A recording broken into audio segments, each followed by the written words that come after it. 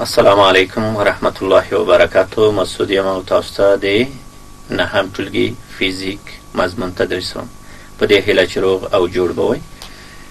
قدرمنو لیدونکو او اوریدونکو، په تېره برخه کې د نهم ټولګي هغه موضوعات چې په اولو فصلونو کې اړین وو په هغې مو بحث کړی ده. اوس ارڅو د نهم ټولګي برخې ته چې په دې به موږ تاسې مفصل معلومات خپروو او معلومات به تاسو سره شریکوو. موږ فیزیک تعریف کې مخکې څانګې ښیلې وې چې 5 څانګې دي. هغې له جملې څخه یوه برخه چې موږ تاسې الکترونیک فیزیک برخه مو ښیلې وه. یعنی الکترونیک فیزیک د فیزیک هغه برخه ده چې په هغه کې د برق انرژي او د برق د قوانینو څخه بحث کی، یا په لاندې ډول که داسې وایو چې د برق انرژي او د برق ځانګړتیاوې تر مطالعې لاندې نیسي. دا الکترونیک فیزیک ده یا الکترومقناطیس فیزیک ده چې موږ تاسې دا برخه نن په بحث کې زیور کړه ده او ځای لري. نو الکترونیک فیزیک یا برق فیزیک هغه فیزیک ده چې د برق انرژي او د هغې د قوانینو نه بحث کوي. دغه فیزیک بیا په دوو برخو ویشل کیږي. یو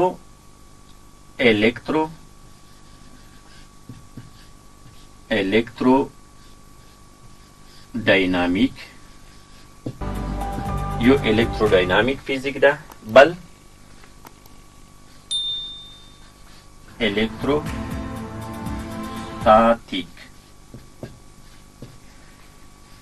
یعنی یو الکترودینامیک فیزیک ده، یو الکتروستاتیک فیزیک ده. الکترودینامیک فیزیک هغه فیزیک ده چې د جاری برېښنا قوانین تر بحث او مطالعې لاندې نیسي. الکتروستاتیک هغه فیزیک ده چې ساکنه برېښنا تر مطالعې لاندې نیسي. یعنی الکترودینامیک فیزیک جاری برېښنا په مطالعه کوي چې جاری برېښنا قوانین دي، فرمولونه دي، او الکتروستاتیک فیزیک بیا ساکنه برېښنا مطالعه کوي. دغه فیزیک چې ده یعنی دا جاری برېښنا مطالعه کوي. دا فیزیک بیا ساکنه برېښنا مطالعه کوي.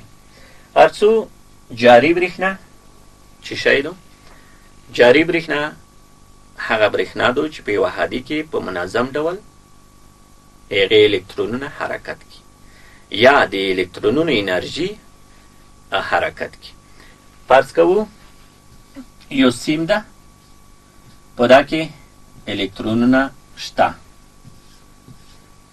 نو جاری برېښنا دا ده چې په یوه هادي کې د الکترونونو د انرژي یا د الکترونونو منظم حرکت عبارت له برېښنا څخه ده، یعنی جاری برېښنا نه ده. ساکنه برېښنا چې الکتروستاتیک فیزیک تر بحث او مطالعې لاندې نیسي، یعنی دا هغه برېښنا ده چې د اجسامو د مخلو په واسطه په اجسامو کې د الکتروني تبادلې په اساس منځته راځي. که فرض کوئ موږ یو ټوکر ده یا یو راخ ده لوسو سره موښو، یا دوه مختلف رختونه دي و بل سره موښو. که چیرې وکیسئ رخت سپرغۍ کې، دا به دا معنی چې دغې کوم مالیکولونه الکترونونه چې دلته د ذرې موجودې دي دا چارج شوي دي. دغه چارج شوي په دا معنی چې دغه خپله جسم کې ولاته پتې کېږي، ساکنې دي. ساکنې دا معنی چې ولاته پتې کېدونکي دي، ولاته شته و بل چیرې یعنی بل ځای ته نه انتقالېږي. نو په لاندې ډول که بیا داسې تکرار کړو چې الکترودینامیک فیزیک جاری برېښنا تر مطالعې لاندې نیسي، یعنی په خپله برق یا برېښنا په څمانه په یوه هادي کې د الکترونونو یا د الکترونونو د انرژۍ انتقال په منظم ډول دا عبارت له برېښنا نه ده. او الکتروستاتیک فیزیک یعنی ساکنه برېښنا چې ده، ساکنه برېښنا د اجسامو د مخلو په واسطه په خپله په اجسامو کې د الکترونونو د تبادلې په اساس منځته رسي چې دا بیا ولاته په هغه کې پتې کېږي. یا که چېرې تاسې لیدلې وي کمباله سړی تاسې د جمو هغه په تماس کې شوي وي، هغه د کمبالې او د جمو ترمنځ کومې سپرغۍ چې غږېږي دا په خپله الکتروستاتیک فیزیک دی نه بحث کې او ساکنه برېښنا ده، هغې په اساس هغه نه موږ تاسې مخ ته تللی شو چې هغه مطالعه کړو. خو هر څو دې پوره چې صرف الکترونیک فیزیک موږ تاسې په الکتروډاینامیک الکتروستاتیک هغه کړلو. جاري برېښنا تر څو چې جاري برېښنا یعنی بیا په خپله په څو برخو ویشل کېږي. جاري برېښنا بیا په دوو برخو ویشل کېږي، یوه چې ده مستقیمه برېښناوي ته، یوه متناوبه برېښناوي ته. دا وروسته په دانې بحث کوو، په مسلسل ډول یې تشریح کوو.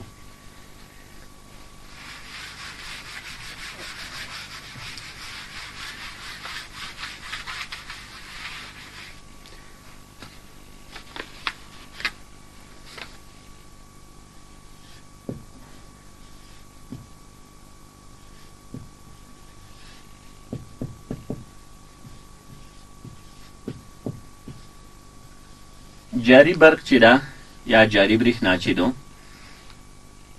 په دوو برخو ویشل کېږي، یعنی دغه جریان چې ده دا بیا په دوو برخو ویشل کېږي. یوه برخه یې مستقیم جریان ده، بلې متناوب جریان ده.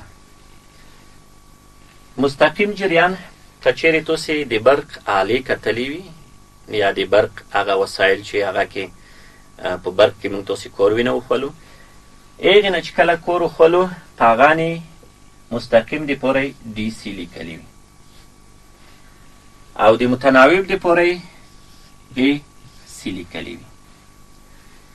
دا چې دا مستقیم جریان ده چې ډي د ډایرکټ نه وخوستې شوي ده، کرنٹ د جریان نه وخوستې شوی ده. دا ډایرکټ کرنٹ ده، مستقیم جریان ده، مستقیم بهیر ده. متناوب جریان دا ای سی چې ده دا د الټرنیټینګ یا د الټرنیټیو او سی د کرنٹ نه، یعنی دا د متناوب جریان نه وخوستې شوی ده. ډایرکټ کرنٹ او الټرنیټینګ کرنٹ دا دواړه جاري برېښناوي دي. په دا معنی که چیرې موږ تاسې یو هادي ولرو، داسې یو هادي ولرو، دا فرض کړئ چې دا یو سیم ده، په دا کې دغه د برېښنایي انرژۍ انتقال صورت نسی یا په خلاص ډول که لنډ ډول نیوی دا الکترونونه په دا کې حرکت کولی شي، یعنی جریان پیدا کوي، یوه ځای نه بل ځای ته انتقالیږي. لکه اوس په خوست کې دا کومه برېښنا چې ده دغه ژوندی برق چې موږ تاسې په اصطلاح په دای خوست په هغه کې لهجه کې وایي ژوندی برق ده، مړ برق ده. دغه ژوندی برق یا دغه متناوب جریان چې ده دا د ډېر لرې ځای نه یعنې تاجکستان نه تر افغانستان نه بیا یې کوبل نه تر خوسته پوره داسې جریان پیدا کوي. یعنې د ښېګړه په دا کې د جاري برېښنا چې یوه ځای نه بل ځای ته انتقالېدای شي. نو دغه په مستقیم ډول دا مړ برق ده او په متناوب ډول دا بیا متناوب جریان ده. هر څه د دې پاره چې دغه مخففات زه درته ولیکم، دې نه بیا تاسې استفاده وکئ. نو یو ای سی شو او بل ډي سی. ای سی A alternating C current.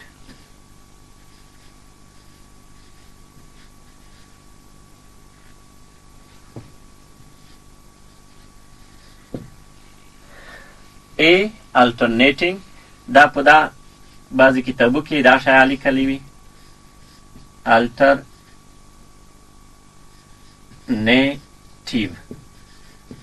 دا شکل یا صحیح ده دا یا صحیح ده alternating current هدې ته موږ توسې متناوب جریان یایو DC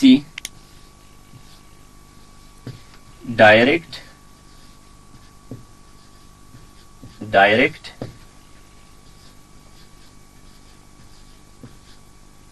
current هدې ته موږ توسې مستقیم جریان یلی شو هدې ته متناوب جریان یایو متناوب جریان ارڅو alternating current ته هدې که تاسې ګراف وکیسئ دا وی شي ولټ شي او دا ټي شي که چیرې دې ګراف ته موږ تاسې وکیسو یعنې ولټیج او په خپله دغه وخت دا په دې شکل سره حرکت کی یعنی ژاندای برق چې موږ تاسې ورته یایو یا متناوب جریان ورته یایو لکه د جنریټر لکه د دې اوس وارداتي برېښنا چې افغانستان خو ستر غولي نو دې ګراف په دې شکل سره ده دا په دا معنی چې په یوه سیکنډ کې خپل مثبت منفي قطبونه 50 ځله حتی په بعضې کتابو کې لیکلی دي چې 80 ځله دا خپل قطبونه په یوه سیکنډ کې چی کوي بدلوي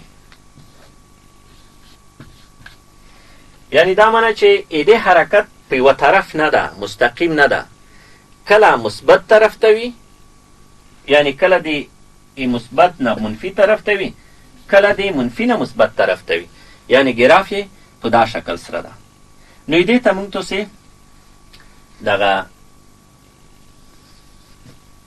alternating current یا متناوب جریان یایو یعنی په یوه سیکنډ کې دغې د مثبت نه منفي ته منفي نه مثبت ته بدلونې په بعضې کتابو کې 50 ځله لیکله ده چې 50 ځله خپل قطبونه بدلوي یعنی ګراف په دې شکل سره وي او په بعض کې لیکلی ده چې نه 80 ځله خو د دې په حدودو کې دغې دغه قطبونه چې دي دا یو بل ته چی کوي بدلوي نو ولټیج یې هم زیات ته او سړی نسی هغه د وینې دوران چی کوي باطي کوي ارڅو ډایرکټ کرنټ ته ډایرکټ کرنټ یعنی مستقیم جریان دغه ګراف بیا په کوم ډول ده دغه ګراف په دا ډول ده چې مستقیم ده په یوه طرف ته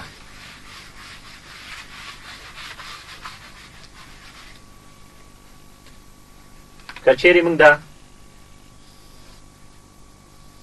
یو ګراف په نظر کې ونیسو دا ټي وي یعنی وخت او دا ولټیج وي کله چې دغه جریان حرکت کې دا یوه طرف ته ځي یعنی جریان یې یو طرفه ده په د وخت په تېرېدو سره مثبت منفي قطبو ته نه بدلېږي لکه په ژوندي برق کې لکه موږ تاسې چې موږ ووایو چې په متناوب جریان کې 50 ځله 80 ځله خپل قطبونه بدلوي په مستقیم هغه کې جریان کې دا نشته دا بیا راسن په هادي کې مستقیما یوه طرف ته ځي لکه دې بېلګه بیټرۍ دي دا د جاري برېښنا دو او په جاري برېښنا کې دغه مستقیم جریان دا د بیټرۍ نه که تاسو نظر کړی دا یوه طرف نه لکه منفي طرف نه مثبت طرف ته حرکت کی یعنی په یوه طرف روان وي بیا دا شی رسي یعنی دغه یو طرفه هغه شو لیکن په هغه کې په الټرنیټیو کرنټ کې بیا خپل قطبونه بدلوي دا و د مستقیم جریان او د متناوب جریان په اړه ځینې موضوعات ارڅو هغه وسایل چې هغه کې موږ تاسې سرکور لرو په نهم فیزیک کې دا موضوعګانې شته، بیا په 11 فیزیک کې دا موضوعګانې شته. دې ته متوجه اوسیږئ چې کله تاسې کومه برقي آله استعمالوئ یا هغې نه کار واخلئ، د بیلګې په ډول موږ تاسې ولټیج کسو، یعنی د پتنشل تفاوت کسو په یوه برېښنایي دوره کې، یا جریان کسو. د جریان دپاره چې موږ تاسې کله په آی سره ښیو، دا نه بیا وروسته بحث کو، یعنی په آی سره ښیو کله چې جریان کسو، د جریان د معلومولو دپاره امپیر میتر ته ضرورت ده. چی ته ضرورت ده؟ امپیر میتر ته اړتیا ده. امپیر میتر یعنی هغه آله ده چې په دې نه موږ کولی شو چې د برېښنا جریان چی کو، په ګوته کو چې څومره برېښنایي جریان په دې دوره کې شتون لري. کله چې ولته کسی د لنډیز دپاره یعنی ایر خوستی ده، دا په دا معنی چې دغه برېښنایي آله چې ده موږ په دانې د برق جریان کتلی شو، اندازه کولی شو. خو یوه هغه پاملرنه باید دا تاسې ځان سره ولرئ، دا پاملرنه وکړئ چې د دې ای لاندې که چیرې داسې خط وي، مستقیم خط وي، دغه مستقیم خط دغه د مستقیم جریان دپاره دغه تخنیکي نښه ده، دا تخنیکي نښه ده. که چیرې د ای لاندې داسې یو مستقیم خط وي، دا په دا معنی چې دغه آله چې دغه امپیر ده، دغه جریان په اندازه کوو، دا د مستقیم جریان دپاره ده، یعنی بیټریو دپاره ده. موږ تاسې په اصطلاح ویته چې مړه برق دپاره ده. که چیرې بیا دې لاندې یعنی بل آله ولرو، دا فرض کوئ چې دا یو امپیر میتر لرو، اوس ډیجیټل امپیر میترونه دي، نوره دي. خو که چیرې بیا یو امپیر میتر ولرو، دا شی علامه ولري، دغه علامه بیا د متناوب جریان یا ژوندي برق دپاره دغه تخنیکي سمبول ده یا نښه ده. نو بیا دغه امپیر میتر د ژوندي برق دپاره ده، یعنی د جنریټر یا د نوره برقونه چې واردتي برقونه دي موږ تاسو ته راغلي دي. دغې آلې نه بیا داسې نه کو چې دې ته استفاده وکړو، یا داسې نه کو چې د دې آلې دا آله لرو د دې برق دپاره موږ تاسې استفاده نه وکړو. یعنی هرې آلې لاندې یو سمبول لیکلی شوی وي، هغه سمبول نه به موږ تاسې په مخ څو.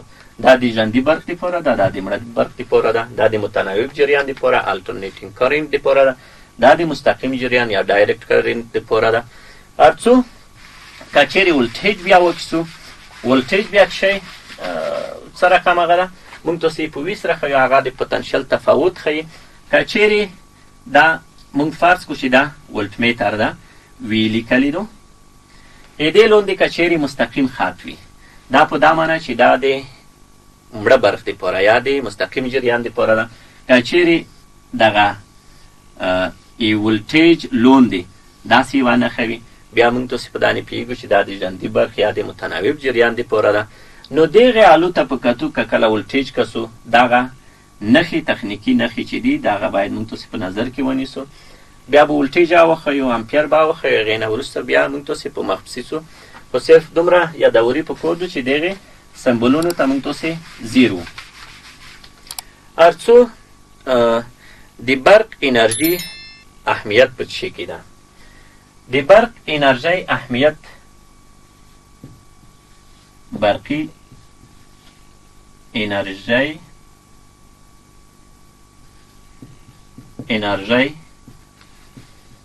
اهمیت. دې اهمیت دا ده په تخنیک کې، په ورځني ژوند کې. اول هغه دا ده چې د لیږد وړ ده.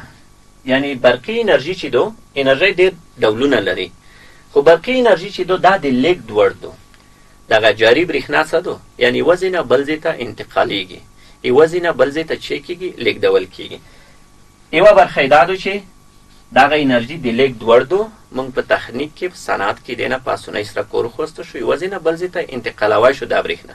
فرض کوو دلته جنریټر ده، خصوص په ښار کې موږ یوه فابریکه لرو.